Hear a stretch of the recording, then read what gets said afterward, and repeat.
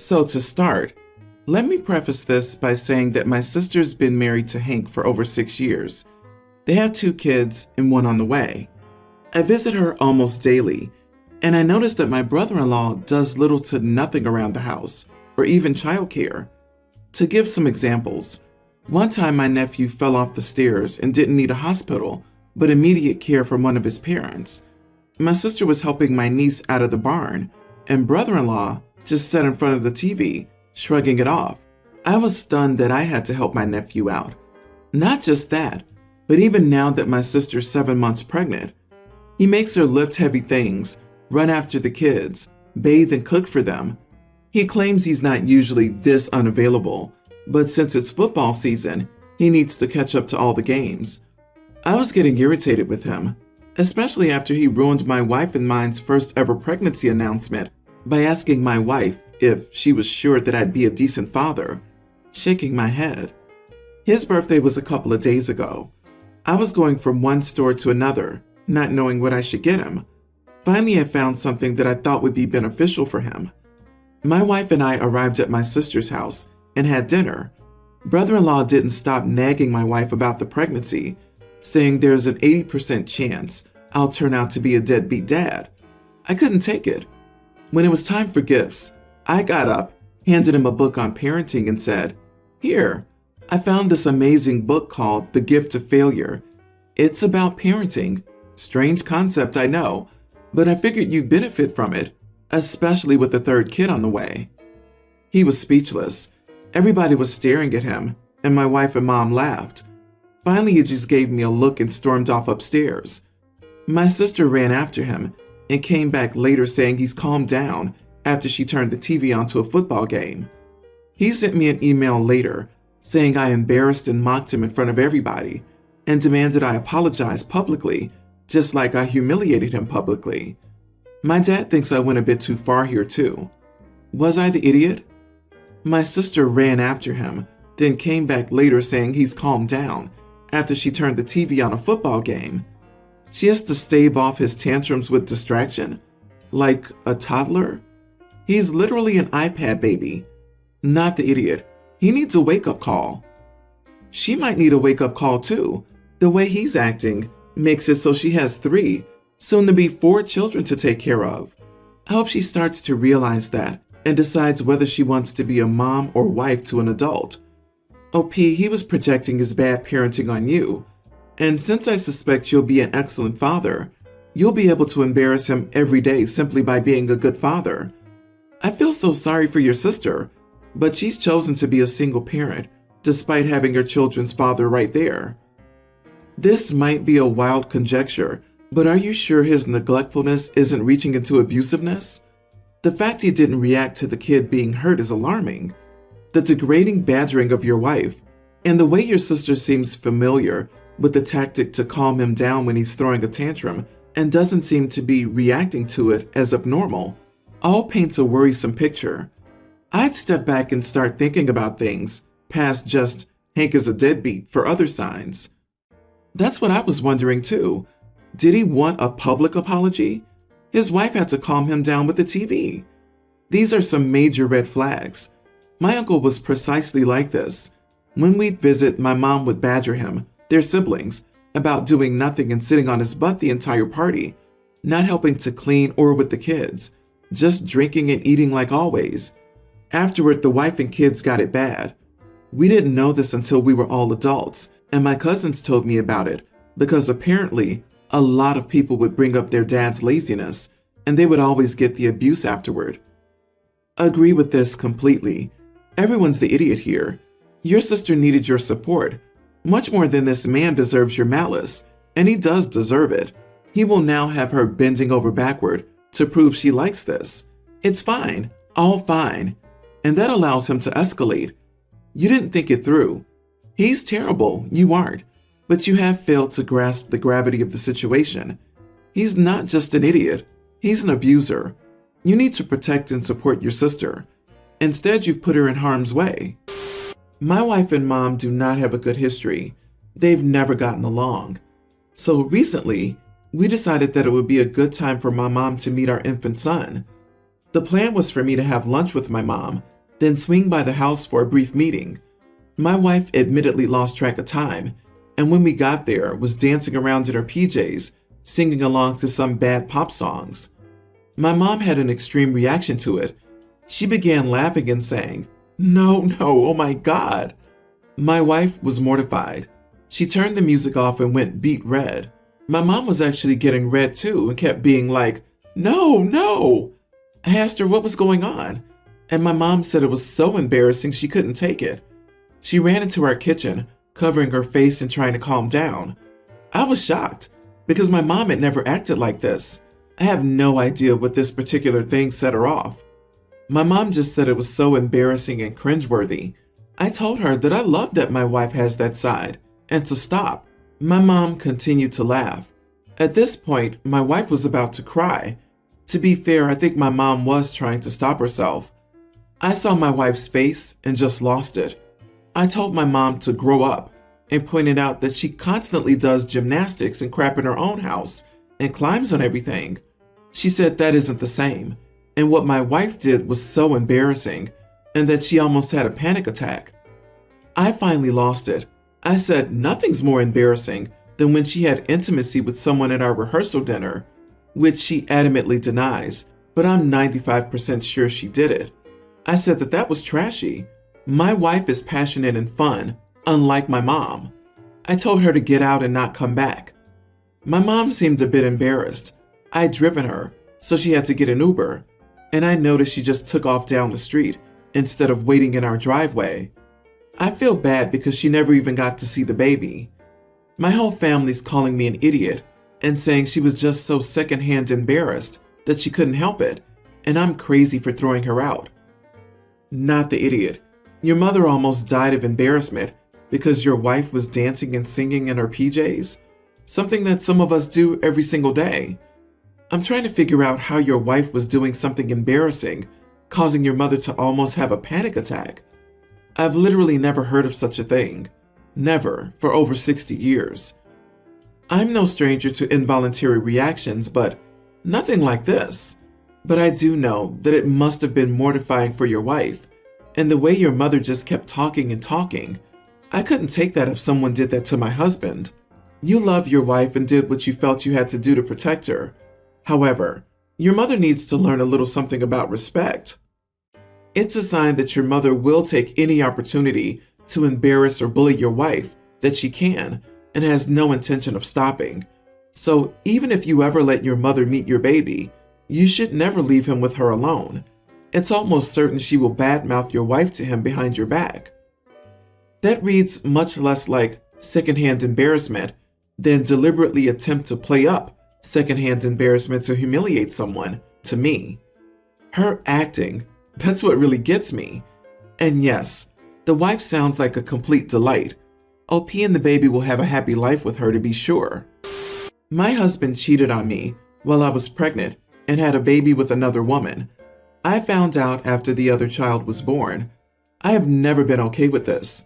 It's precisely the kind of trash I tried so hard to have not been a part of my life. I would have divorced him by now if it was possible, but I'm stuck at a legal dead end, and it's impossible. We have a legal and emotional separation agreement though. Since he travels a lot, and between the baby, my parents, and my career, I've avoided overthinking it. Well, so I thought. But it's been almost 2 years since then, and now he wants to bring that child into my house. I guess he has some schedule with the other child's mother that includes visits, and he wants that visitation to be in what is technically still his residence. Absolutely not. I'm not a stepmother to any child, and unlike in most of these situations, the house we're living in is truly only mine. It's under my parents' names, but I got it when I got POA, and they had to go into a care home, so I'm not having this kid in it.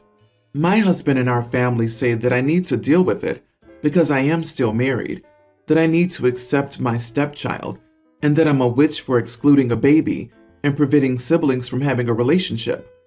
I disagree. This child may technically be siblings to mine, but I don't need to play mom to this kid to make a relationship happen, and I don't want any of this trash coming into mine or my child's safe space. So, am I crazy for not wanting this child here? Edit. In my state, to file for divorce, both parties must have been separated for over a year and live in separate residences, which requires one of us to move out. He doesn't want a divorce, so of course he won't move out. I can't make him because we're still married. In theory, I could move out and start the clock, but realistically, I can't. With the POA, I can't just abandon the house. I couldn't afford to anyway, but if I did, he would be able to remain there. Of course, I would eventually get the house back, but in the meantime, he could easily destroy it, and then I'd have legal problems from that. Not the idiot. This may not be a popular opinion, since most here say you have to be a perfect step-parent and accept all situations, but you're not at all the idiot. I was in a similar case and still get angry 30 years later. Don't let people tell you what to do or how to feel. It is your house. Tell the father to go someplace else. You don't need to call the kid trash, but your point is valid. You have no obligation to bond with your husband's affair child. You are legally separated, and his obligation to his child has nothing to do with you. Just try to keep your anger directed at the adults in the situation. The child has no control over anything. Honestly, get a lawyer, a good one. He will bring his other child.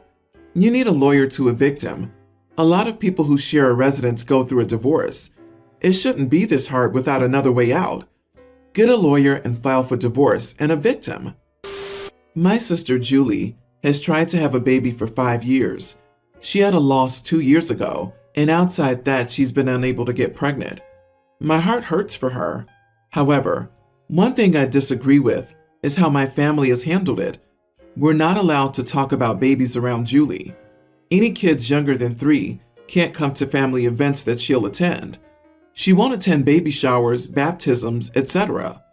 The last one I understand, but the rest feels like overkill. I got pregnant last year. I told Julie first, and she reiterated her boundaries. I said I understood. The first hurdle came with my baby shower. My mother-in-law was throwing it. I didn't expect Julie to come. Then my mom told me I shouldn't have one, period, out of respect. I said that was ridiculous. She didn't have to come, so what did it matter? Only 3 people from my side of the family went to the shower. When my son was born, I posted a birth announcement on Facebook. My parents lectured me about this and said it would hurt Julie. I said she could just block or mute me. They said I should make an effort. Julie echoed that if I cared, I'd stopped. I ended up blocking her to save the drama. My aunt's 70th birthday party is next week. My husband and I planned to go, bringing our son. Julie called and asked if we were going. She then asked me to get a sitter for our son. I said no. She doesn't want to miss the party. My aunt is one of the few people who agree that Julie's boundaries aren't fair and wants my son there, as she doesn't get to see him often. Julie got upset and started crying, saying that I was unfair. I finally snapped and asked what would happen when she got pregnant. Would we all be expected to shower her with the love and attention she's refused to give other people's kids? Will her baby be allowed to attend events? She said that was different. I said, no, I'm not coddling her anymore.